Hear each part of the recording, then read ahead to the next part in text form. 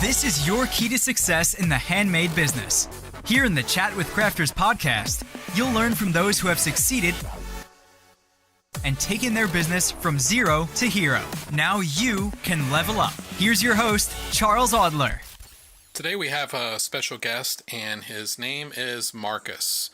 Marcus is the creator of One Man, One Garage, and I came across his shop at the Nashville Flea Market, and from a distance his shop kind of caught my attention. Mobile type design that he has that's kind of made out of metal and wood, and had all these compartments with products showing, and it was very lit up, and it had a noticeable Zeppelin attached to the top. Needless to say, I walked up to the Retr-o-luxe, and I was captivated by all of the intricately designed items that he had inside. The work was just remarkable, and the attention to detail and the way that he had these packaged in perfect rectangular pieces that you can punch out and put together. I was just really impressed by the entire shop, the entire presentation, from start to finish, from every design that he had to the details of the Retr-o-luxe, to the packaging, to the name of the shop. I have to say that Marcus is very impressive in his creative thinking, and after interviewing him, I realized that this guy really has a lot of great business insight into the handmade business and in business in general. Marcus is just a remarkable guy, and I really think you're going to enjoy this interview. So check it out. Here's Marcus. Marcus, tell us how you got started with One Man, One Garage. What was the initial concept, and how has it evolved? I get this question all the time, and it's probably one of the most difficult to answer. And quite simply, I think just starting was the most difficult part. So much of what we do hinges on the technology of a laser cutter. So that was an integral part of getting our feet on the ground and running. So once the machine arrived, we decided on making that investment and getting the machine here, and I knew I could do something with it. So we set off in a direction trying to get some of those ideas out there, create some pieces, and it wasn't long before we realized that we needed to evolve in a different direction. And 6 months to a year later, that didn't look anything like how we started. So I think the key there is just basically get it out there, start. Just get started. Yeah. So your first laser cutter, what was the size? I've actually looked at it myself personally just to do personal projects. I haven't purchased one yet, but the ones I've seen on Amazon, were like $600 for a small one. What size was the one you started out with? That machine was a 20 by 30 inch, so roughly poster board size was the working space inside the machine. The machine itself is quite a bit bigger, but that was a good start, and it was entry level into more of a professional series. I would say if you're starting out, look at your budget and go with the largest table size you can, and that'll kind of dictate the level of the machine. And probably around the $1,500 range would be realistic for a nice machine that you could actually start doing something with. And that's relatively cheap these days. Yeah, I think that's pretty cheap. I did see that you've upgraded your laser cutter. Can you tell us a little bit about that? Yeah, we now have a fleet of 3, and they all have their own personalities and characteristics, and we still have uses for that first one. There are things that it does better with detail that the others just can't match, mostly because they're geared for speed, and they're ideal for cutting as opposed to detailed drawing. And depending on the project we're working on, they need both. Mm-hmm. You originally talked about your first laser cutter and the path that you were taking. You had to change gears. What changed? What happened to make you realize that you had to change direction? Where were you, and then where did you realize you had to go? Getting a couple of those ideas, going from paper sketches to an actual three-dimensional piece, that took a couple months to learn the software and learn how to do design work and start creating in a two-dimensional environment, so where the finished product is actually three-dimensional. And that's a niche that we discovered and sort of just were gravitated towards. Honestly, the market dictated a lot of the direction we went. After we put out 5 or 6 different pieces, it was pretty clear what was going to be more popular. So we began to try to capitalize on that and create pieces that were more in line with what was becoming popular at the time. And the first year we set out doing online sales only, and it was difficult to get feedback, but people were kind of voting with their pocketbook what was going to work. Mm-hmm. Yeah, that makes sense. So I guess your original designs, were they just flat objects? Or, because you talked about it becoming three-dimensional. I don't know when I actually discovered your shop at the flea market in Nashville. When you first started out, was it just something kind of, were you just doing like the wood cuts, like the maps and stuff like that, or? No, the maps came later. We kind of went all out with that first piece. That first piece was the cathedral lamp, and that's probably one of the more complicated pieces even to today. But then we created a couple simpler, snap-together, small-piece lanterns. But I think we had our flagship piece, and that kind of got people interested. And then the small pieces are really the nice entry-level models that people could take home and put together and kind of get started. But the whole concept of creating a model where you put the pieces together, that didn't even start at day one. That was one of the areas we evolved into. I see. That's one of my favorite pieces. I actually have a degree in architecture, so I think that's part of my fascination for the kind of work that you do. And the cathedral piece was the one that actually drew me in to the shop from a distance. I could see all the detail. And once I got up close, I was really amazed. And when I saw how you packaged each of your pieces to where it was just a flat plane and you had to punch it out yourself and put it together, I thought that was really cool stuff. Yeah, and the flat packing, that again came later, which is sort of hard to believe now looking back, but it's almost embarrassing how when you start off online and you really don't know anything about the market, you just sort of wing it. And so what I did was, my laser cutter was relatively small for that amount of pieces that needed to be cut. So it became an efficiency kind of game. How many pieces can you fit on a piece of wood? And once the machine got all that cut, then it was a matter of packaging it up into little sacks and numbering them and then putting all those in a box and then shipping that box out. And somehow people still were happy with that.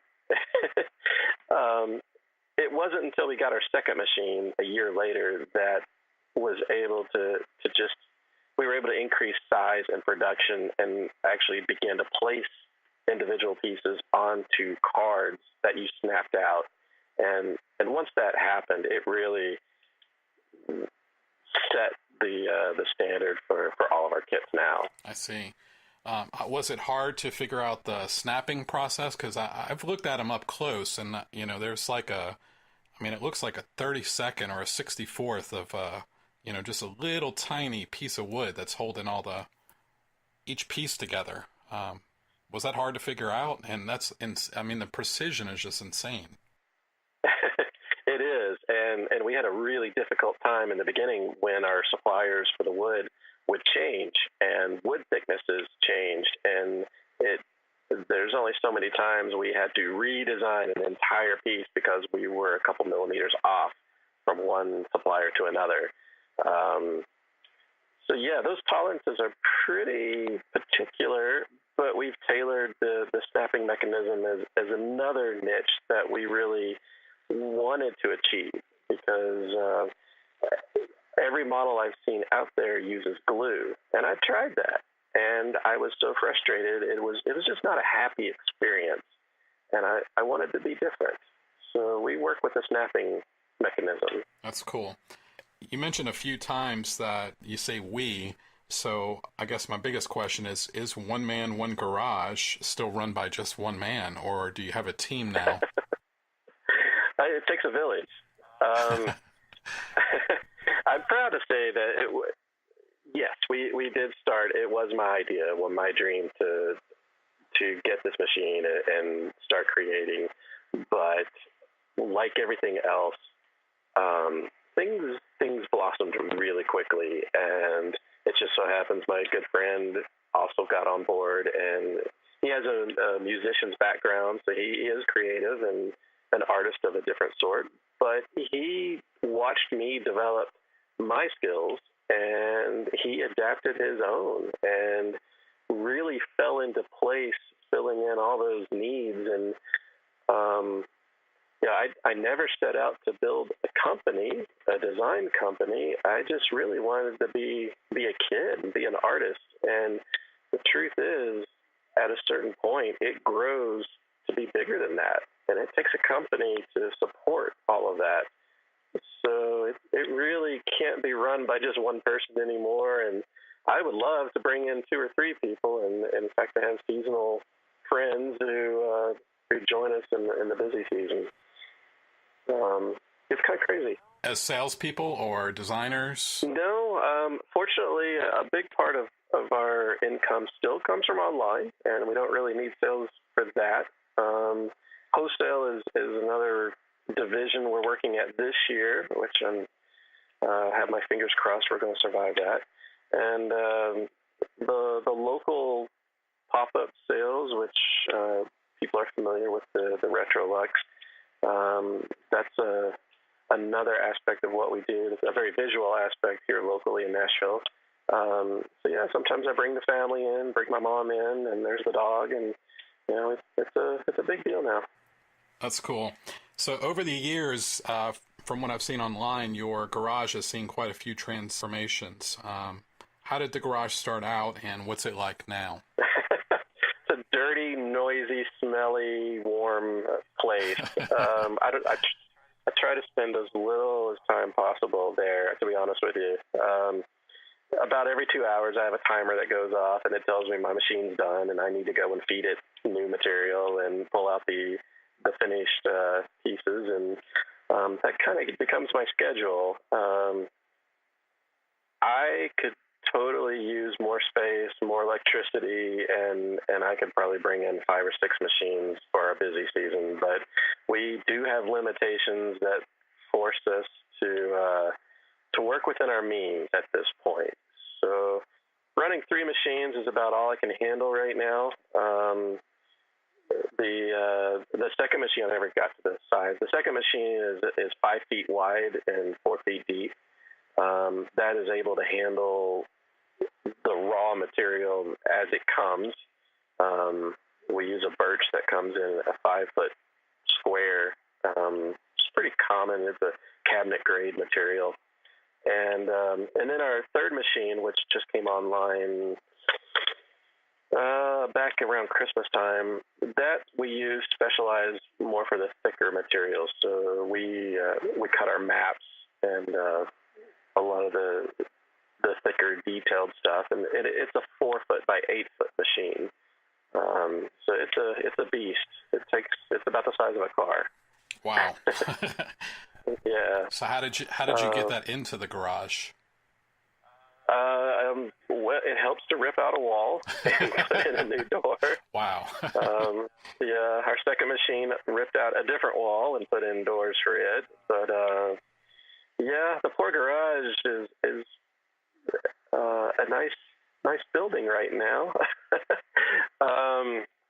It's kind of difficult to hit in the heat of the summer. You have to choose: do you want air conditioning, or do you want water cooling, or do you want ventilation? And the machines themselves don't require that much power, but the entire accessories to make them run are what are vital.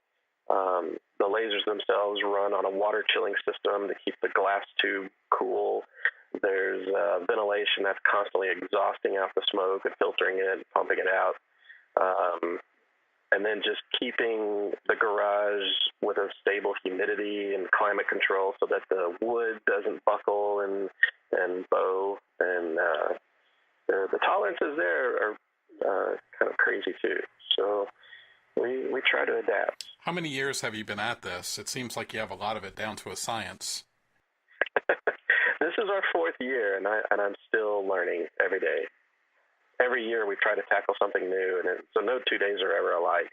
But yeah, we're at that point where wholesale is the next part we're looking at, and that's been a lot of fun. And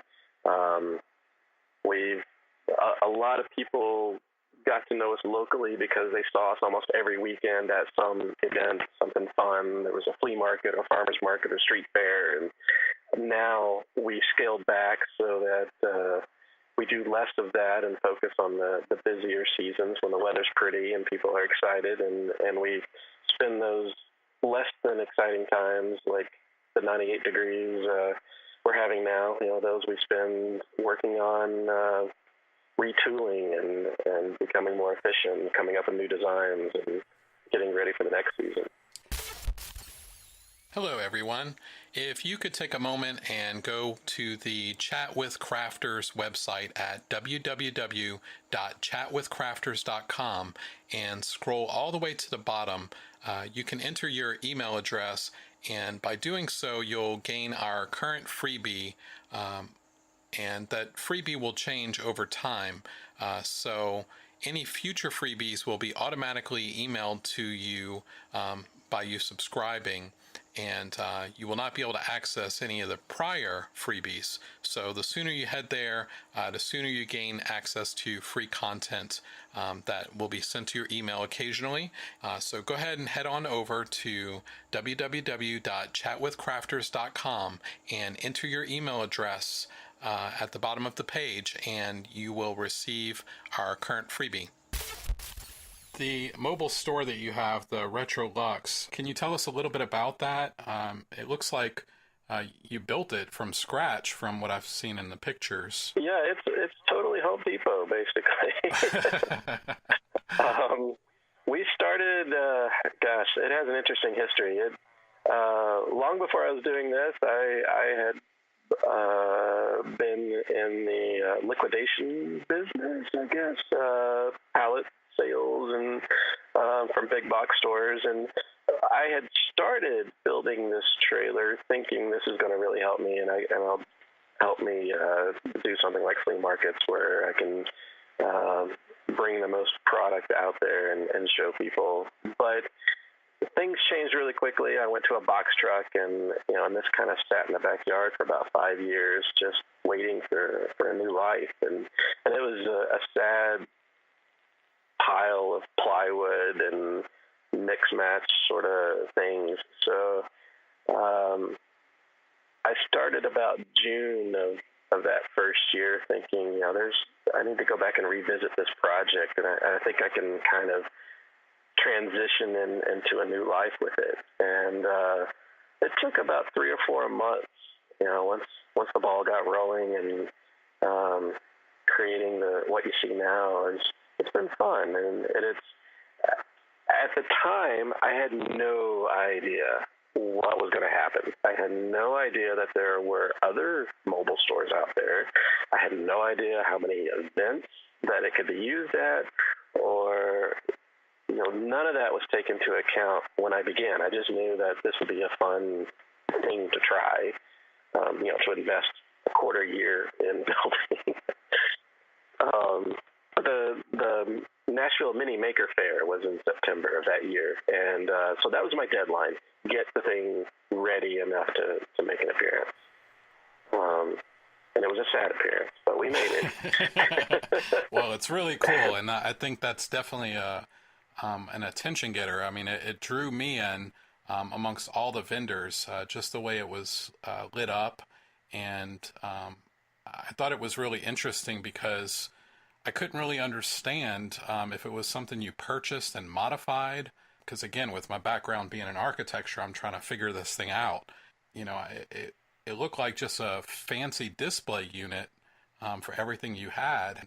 The Zeppelin on top caught my attention, and then as it got darker and we made our way around the flea market, by the time we looped back around, then the lights were all lit up, and it was really cool. I mean, I was really impressed, and then seeing the pictures online and how you built it, yeah, it's definitely had some impact. Yeah, and that really has become an iconic piece of the puzzle. I believe it's led to building a name for ourselves here locally, and of course we use the photos to show people outside of Nashville, this is the live show, what it's supposed to look like. But presentation is a lot, and that really, once we embraced what this was turning into, we put a lot more effort into the trailer, and I chose a design that was familiar, but still filled all of our needs as far as storage and presentation, and so it was a good challenge. I really, being the big kid, I got to build this big puzzle, and it's about to take on a new life too. We're about to rebuild the inside and finally put some effort into it like it needs. It does get used almost every weekend, and it now travels a couple different cities, and I think it deserves the respect finally that it kind of got overlooked in the beginning. But one of the big parts that I think do stand out, we try to bring everything we need with this trailer.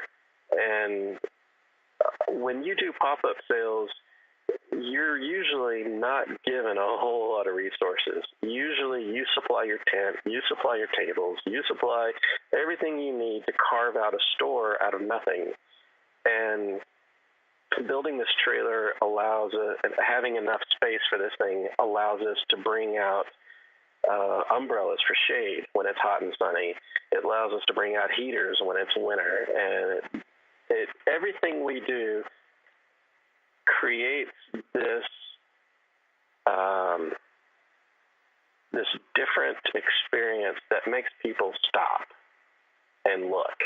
And that's really the key to, when you look at our stuff quickly, it just, it's cute lanterns and little gifts and stuff.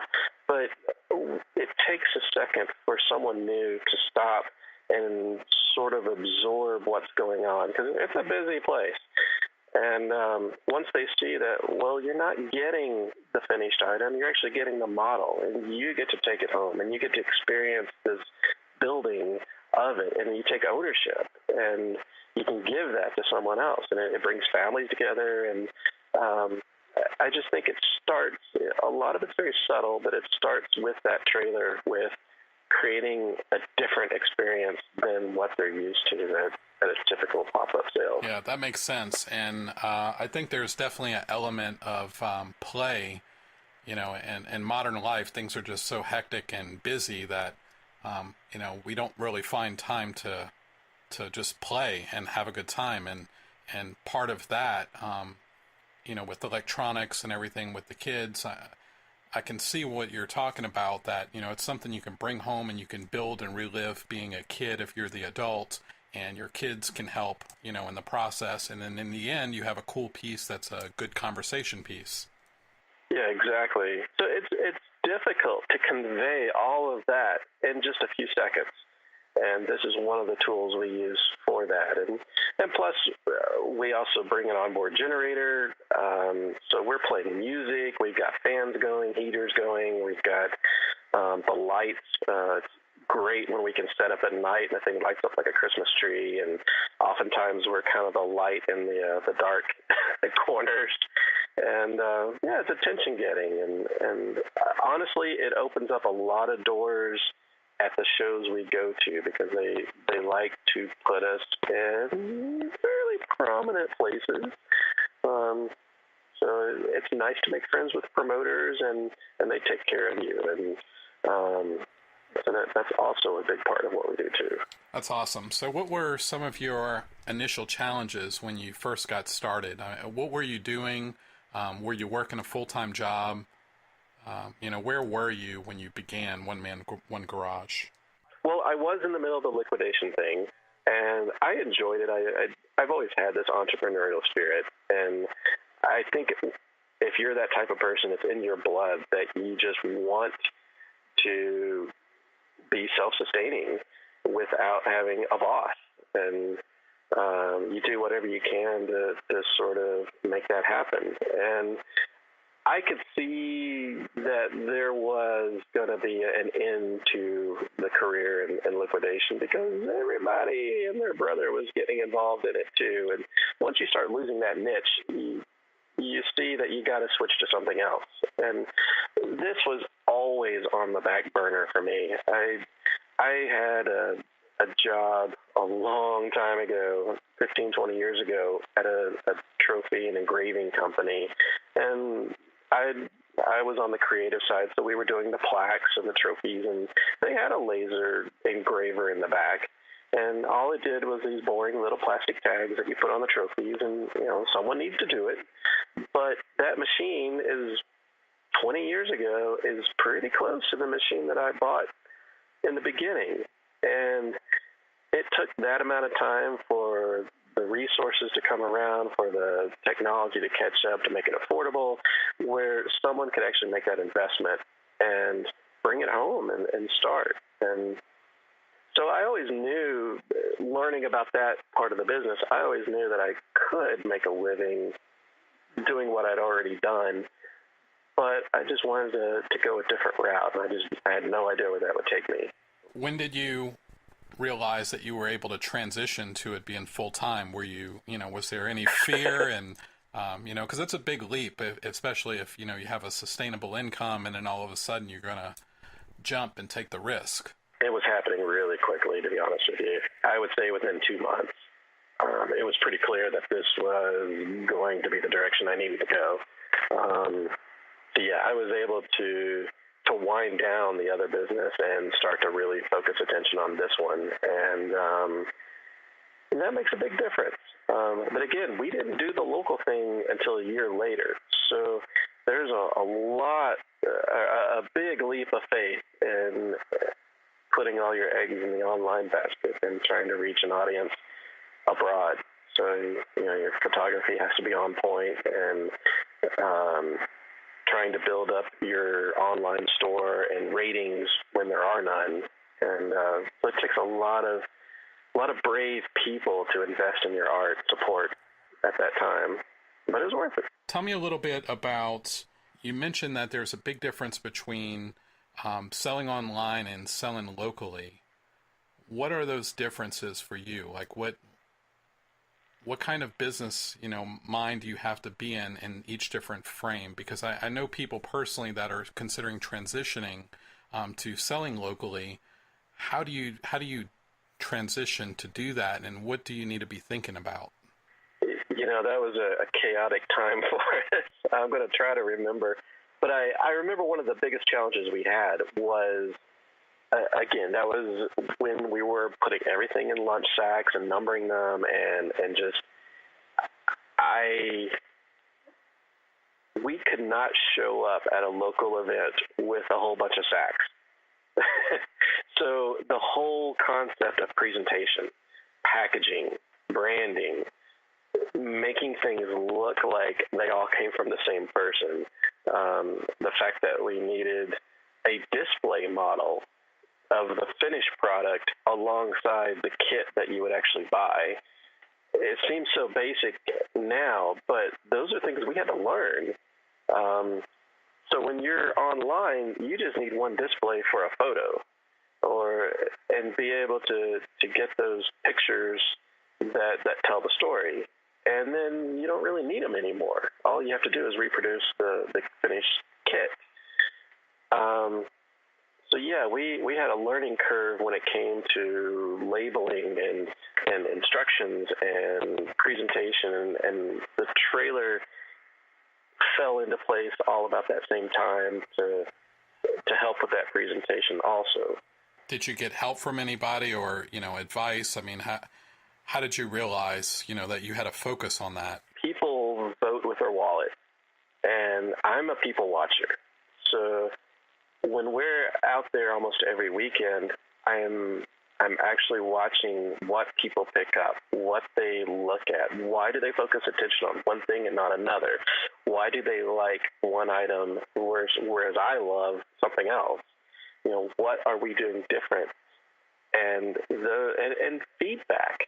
When someone wants to pick something up and buy it, why? Why are they passionate about that? What made them choose that? And everybody has a story, and I think every one of those stories are valid and worthy of getting to know, because that's such a rewarding experience when you're doing that in person. And they love to meet the artist too. So it wasn't until we started the in-person sales that I realized people get to know and they fall in love with you first. You're the brand. And a lot of times they just wanted to take something home that was a piece of you. So maybe it was a business card, or maybe it was a little $5 trinket. And later, those people often came back, they remembered the experience, and they progressed on to the bigger pieces too. So every little thing matters there in the beginning for sure. That's really interesting. Have you ever had a design that you thought was going to be very successful and something that you weren't really expecting to succeed kind of took off? And did you ever have that kind of disjunction? All the time. Almost everything, I think, goes through a training or a period of testing. It really does take a lot of effort to create the prototype and create the kit and present that in a way that people get.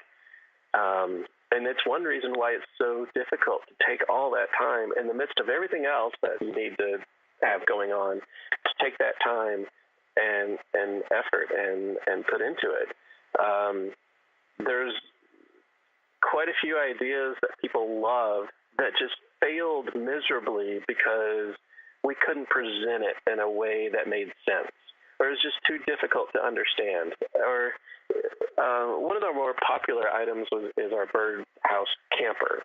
And it's really a simple, fun, quirky piece where you build this little camper, and it can you can sit it on a shelf, or it could become a birdhouse if you want to put it outside too.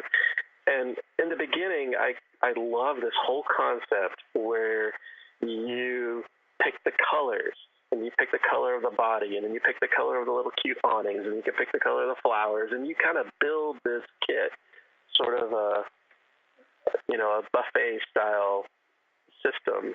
And that was what I had pictures in my mind when I was designing it all, and it failed miserably.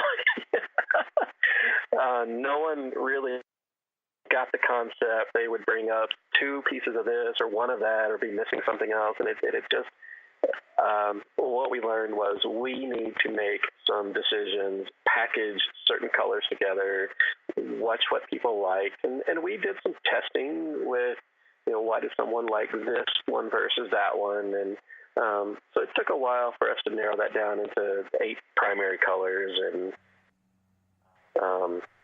basically give them those options, and now they like it. So simplifying is a difficult challenge.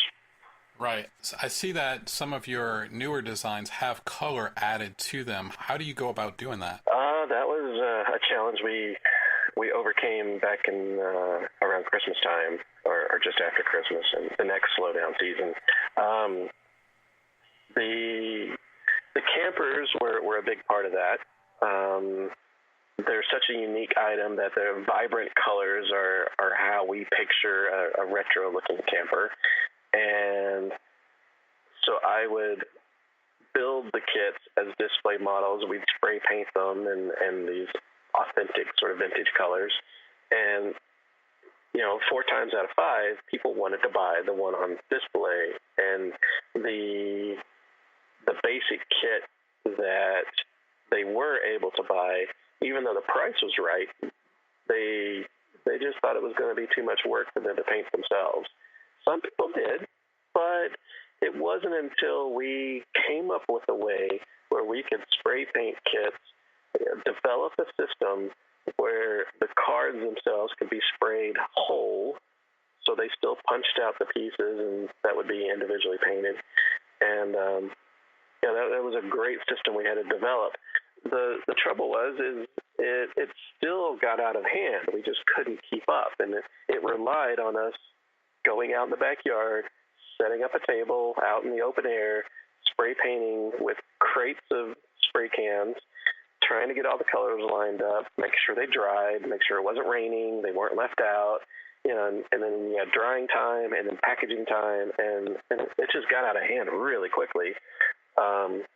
So we came up with a new system where we now use an inkjet printer that's able to handle three-dimensional objects, and we're able just to slide the cards in. It takes about a minute, sprays the ink on in extreme detail, and paints the flowers, the flamingos, the barbecue grill, and all the different colors. And when it's all done, it can be packaged quickly, and so streamlining, into a very fast system really has made a big difference. I see. So it was kind of manual at first, and now you're kind of automated it a little bit. A little bit, yeah. It's definitely helped out, and we've added a new printer also, so we can run 2 at the same time and double our production.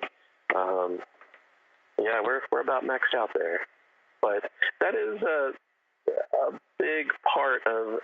So it's a 2-man operation primarily now, and for all the things that need to happen,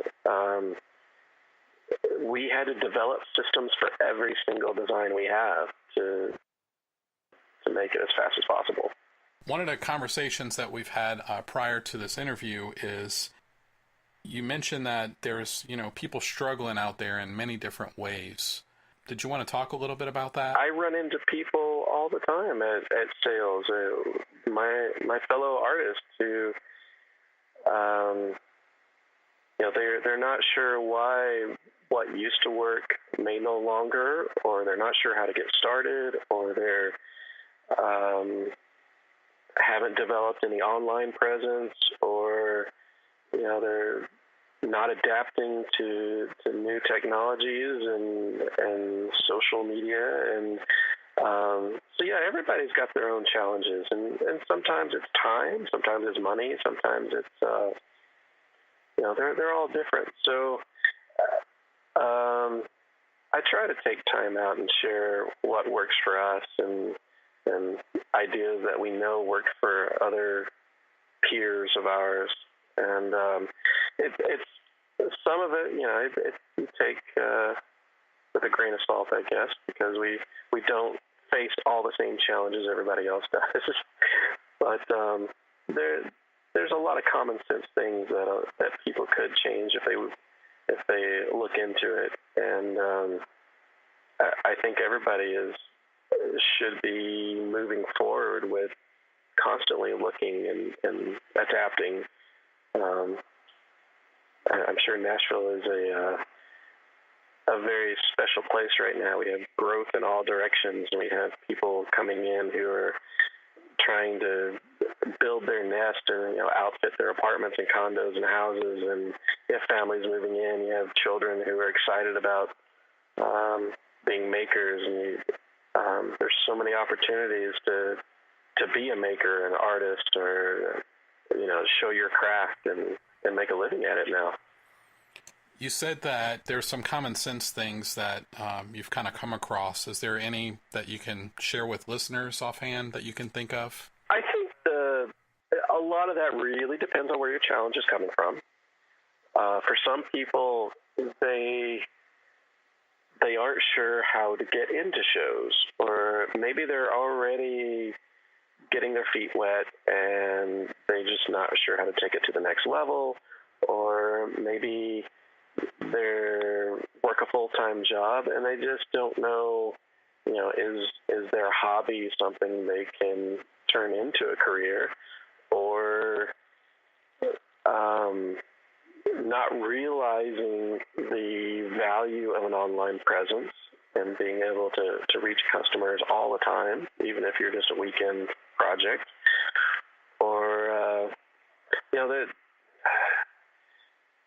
there are a lot of people I talk to who are set up online with their Etsy store, and they're really frustrated because it just doesn't seem to be as successful as they want it to be, and that's probably a whole different topic on its own.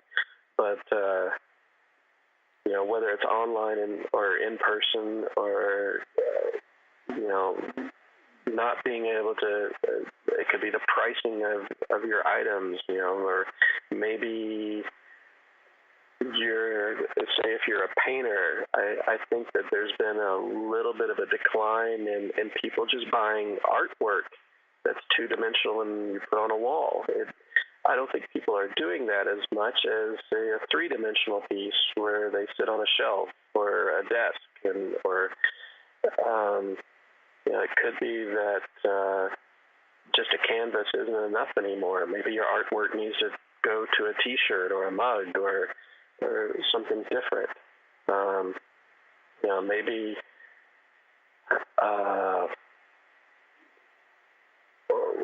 one of the things we do try, one of the formulas we do try to work with is we kind of have a small, medium, and large price point. We do have some large pieces like the cathedral lamp or our 6-foot Zeppelin kit, and those are higher price points, and I don't expect to really see too many of those go out the door. But those are the pieces, the iconic pieces that kind of give us legitimacy, like we know what we're doing.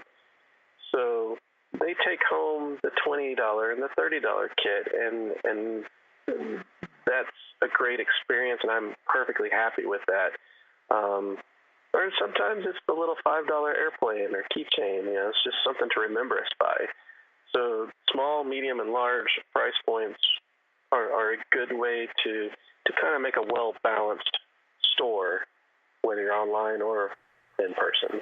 That's some great advice. Knowing what you know now, if you can go back to the start of your business, what would you do differently? Back everything up. Back to the beginning. Yeah, and literally back up to a cloud. We had a network disaster happen 6 months in that brought us down to our knees, where we lost everything. Business had just started to get off the ground, and we had a network failure on a hard drive, and everything died overnight. And so, yeah, common sense things. I've done all the rookie mistakes. So, yeah, back up to a cloud. Make sure you have, in fact, have backups of everything you do. I mean, we could just about build a few more laser machines with all the backup parts we have for failures. There's another laser tube out there. There's power supplies. There's water pumps. There's everything we need, so we don't have to stop for downtime if something goes wrong. And you can probably apply that to almost any industry, whether it's a sewing machine or a printer or whatever you might use. It's kind of like putting all your eggs in one basket, and if it fails, then you're kind of at a standstill until you can get things back going again. Right. So, yeah, not diversifying in a way that you're not relying on one particular piece, because if that piece breaks down, then if it's vital to what you do, you need to make sure you have something else as a backup. For local shows, there's credit card processing and all that kind of stuff. Do you have backups of those devices too, or how do you handle if the credit card machines go down on you? We're very different, I believe. When I talk to my peers, we use the Etsy system, and I think we're probably the only people who do. But we also realize how important that Etsy store is to what we do. It's probably about 2/3 of our entire business. And I see almost everybody uses Square. And Square has, honestly, way better software. It's a great system. It's reliable. It goes offline, and you can still use it. The card readers you can buy anywhere. I could totally see why that's a great system. The reason we use Etsy is the price point, I believe, is exactly the same, but the big difference is it raises the rankings by counting as sales in our store. So we sell the same products locally. Well, at the end of a weekend, there may be another 100 or 200 sales accounted for. That, it definitely raises some flags in the higher ups when they look at what to promote next. Right. And that's kind of been key to our growth is being on their radar. And I can't help but think that having local sales has made an impact on that. So if I'm understanding correctly, for every sale that you have locally, it shows up in your Etsy store as being a sale. Is that correct? Right.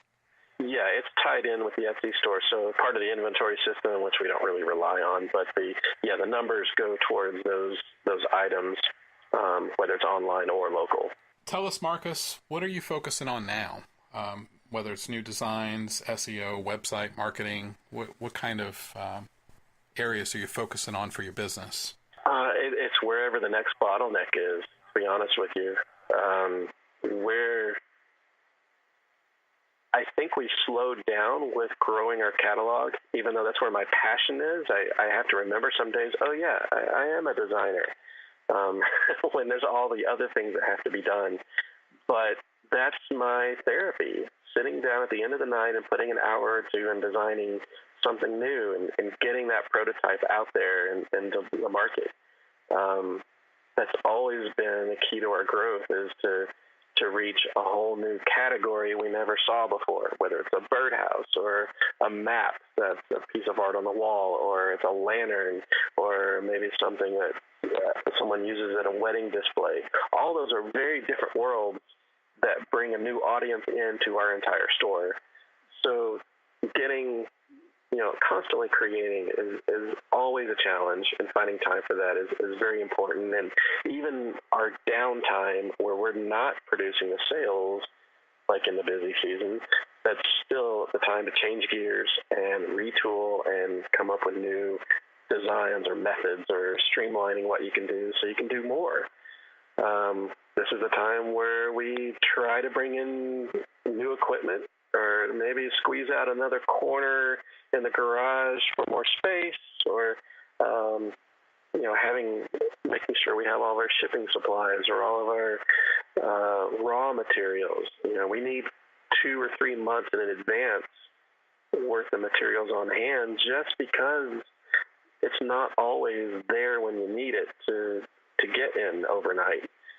So that was another challenge in the beginning, was outreaching our resources, whether it was pieces of glass or wood or materials.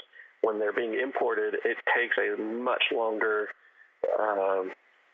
lead time than just going down the street and buying it from the store.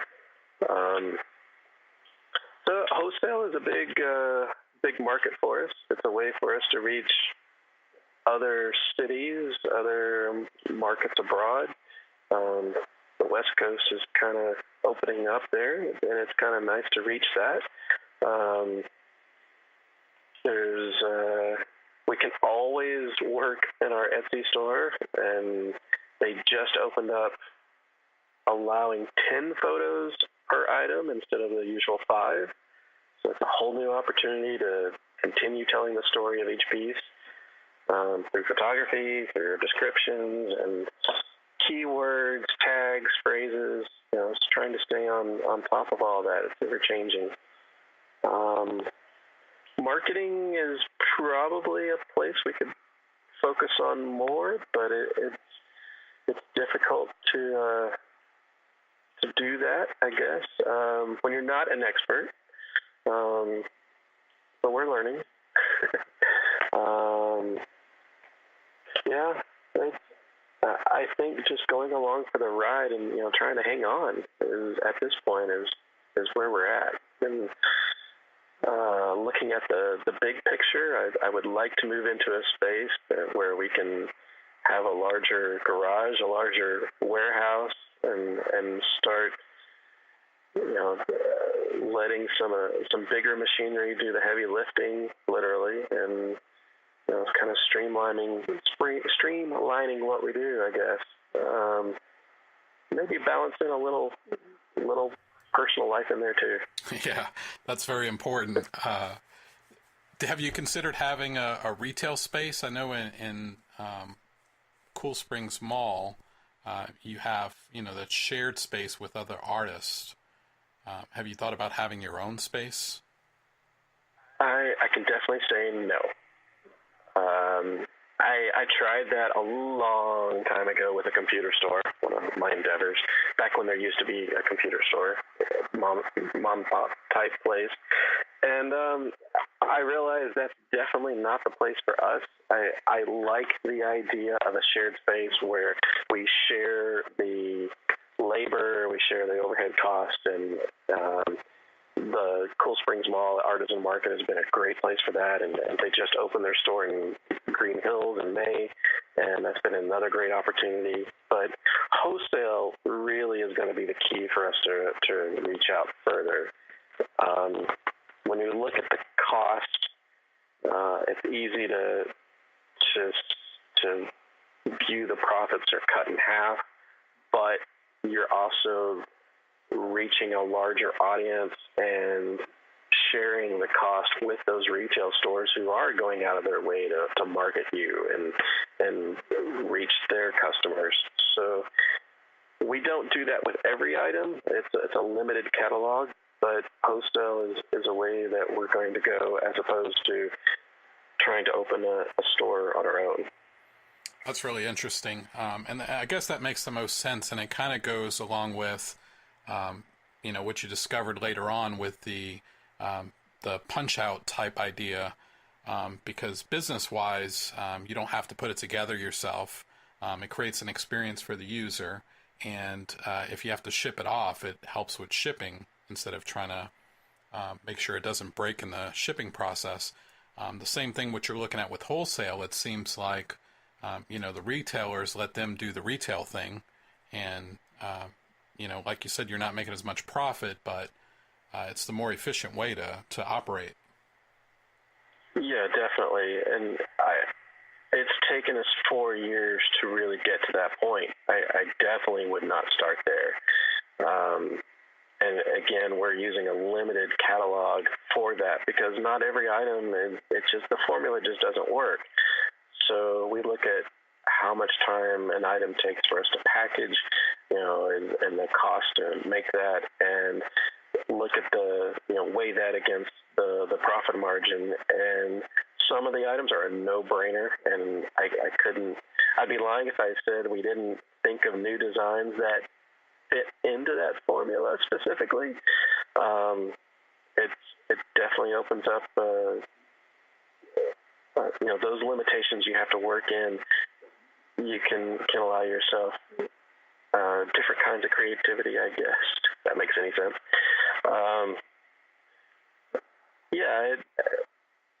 Even if we set up in a retail environment at a show, that show has a cost.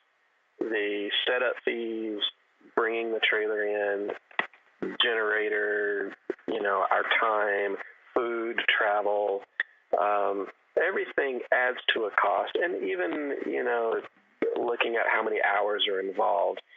And once you start looking at those numbers, it's not that extreme at a typical 50% markup in wholesale when you measure that. You know, it may not be so much of a stretch when you start really looking at the numbers.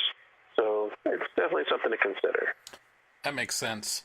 I do have a lot of questions for you, and I think we're going to end up breaking this up into multiple episodes. So we can go ahead and wrap it up. What advice do you have for listeners? I think the biggest takeaway is just get out there and start. You know, we run into so many great, passionate people when we're out there. And I love hearing people's stories, and I love hearing the directions they come from. And people approach us with their ideas, and they're passionate about it, and I fully support that they go out and follow their own dreams as opposed to trying to get someone else to get on board. So, you know, if no matter what you're doing, maybe it's crocheting, maybe it's painting, or it's woodcraft, you know, there's such a market out there that you can reach. And basically build another chapter in your life that could be fun. And, you know, just doing it, just starting it is really the biggest hurdle. And you don't need the full business formula, the business plan to get started. You really just need the passion and the guts to try to make that first piece. And the rest kind of falls into place as you need it. So just get out there and do. If someone wants to check out your business or reach out, how can they find you? I think my website is probably the easiest place to do that. That's sort of where everything comes together. So oneman1garage.com is the best place to reach us. And from there, you can see our retail store, and you can see our calendar where you find us live locally and where we're going next. And you can look at the photos that we talked about with the trailer, and see the pictures of the puppy, which is our mascot. She's really the one that holds it all together. And you can just follow our dreams with us. That's great. Well, Marcus, thank you for being on the show. I will definitely put links on the website under the show notes, and I look forward to speaking with you next time. All right, sounds great. I appreciate it. You've reached the end of this episode of Chat with Crafters. More episodes are coming soon. To stay updated with each release, subscribe on iTunes. If you like this podcast, please leave a rating and review. Thanks for tuning in to Chat with Crafters. See you next time.